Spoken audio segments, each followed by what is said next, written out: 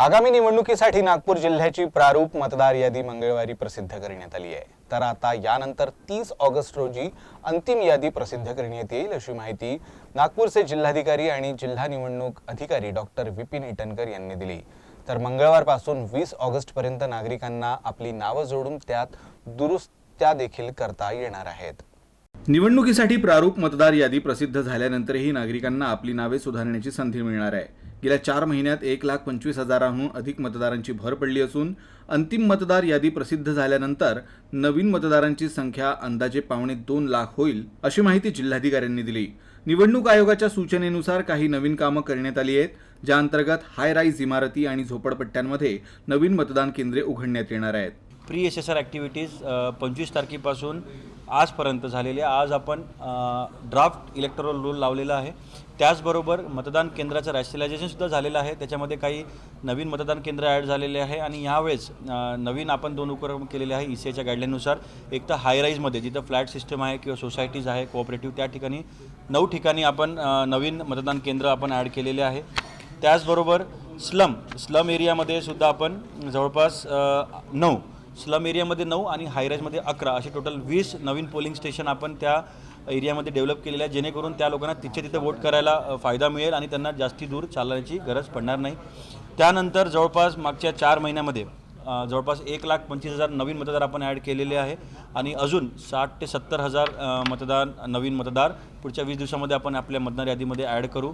पुढच्या 2 हप्ते म्हणजे दिनांक 20 तारखेपर्यंत या यादीवर क्लेम्स अँड ऑब्जेक्शन घ्यायची मुभा सगळ्या मतदारांना राहील आणि नवीन फॉर्म भरायची सुद्धा त्याच्यामध्ये त्यांना फ्रीडम याच्यामध्ये राहील। माझी हेच विनंती आहे आपल्या माध्यमातून सगळ्या मतदारांना की ज्यांचं आपलं नाव शोधावे, ज्यांचं नाव नसेल त्यांना आपलं नाव ॲड करून घ्यायचं असेल त्यांनी तात्काळ फॉर्म नंबर 6 भरून BLO मार्फत किंवा ऑनलाईन पोर्टलवर भरून त्यांचं नाव मतदार यादीमध्ये ॲड करून घ्या। आपल्याला 20 तारखेपर्यंत टाईम आहे।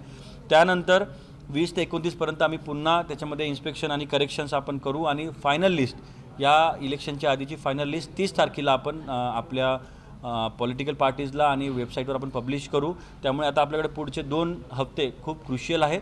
त्याच्यामध्ये सगळ्यांना आपल्यामध्ये माझी विनंती आहे की सगळ्यांनी कृपया आपलं नाव आपल्या त्या मतदार यादीमध्ये बघावं। काही करेक्शन्स, ॲडिशन, डिलिशन असेल तर ते रिस्पेक्टिव्ह फॉर्म्स भरून आमच्या ARO ऑफिसकडे देऊन ते नाम आपलं त्या मतदार यादीमध्ये इन्क्लूड करून घ्यावं, हे सगळ्यांना माझी विनंती आहे।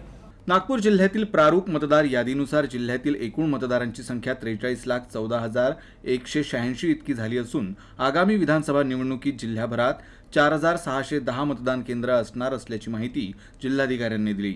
आगामी विधानसभा निवडणुकीतही 75% मतदानाचं उद्दिष्ट निश्चित करण्यात आलं असल्याचं त्यांनी सांगितलं। लोकसभेच्या इलेक्शनमध्ये पण आमच्या स्वीप टीमनी खूप मेहनत घेतलेली आहे। आपण जर बघितलं बाकी जिल्ह्यांमध्ये मतदाराची टक्केवारी कमी झाली आहे, पण आपण नागपूरमध्ये आपण ते मेंटेन करू शकलेलो आहे आणि त्यात नागपूरच्या मतदारसंघामध्ये जवळपास 25,000 मतदार नवीन लोकांनी वोट केलेला आहे। तर माझं एकच सगळ्यांना विनंती आहे की आम्ही प्रामाणिकपणे आमची मेहनत करू।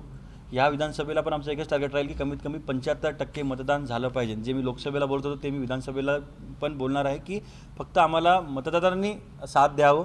मागच्या वेळेस उन्हाचा त्रास होता असं कारण सांगण्यात आलं, पण ह्यावेळेस आता हिवाळ्याच्या वेळेस होईल त्यामुळे तो पण त्रास होणार नाही। मला सगळ्यांना फायनल एक विनंती करायची आहे सगळ्या मतदारांना की जास्तीत जास्त लोकांनी आपलं नाव नोंदणी करावं आणि इलेक्शन दिवशी दुसरे सगळे कामं सोडून मतदान करायला आपल्या जवळच्या पोलिंग स्टेशनमध्ये येऊन मतदान करून डेमोक्रेसीला आपल्याला बळकटीकरण करावं।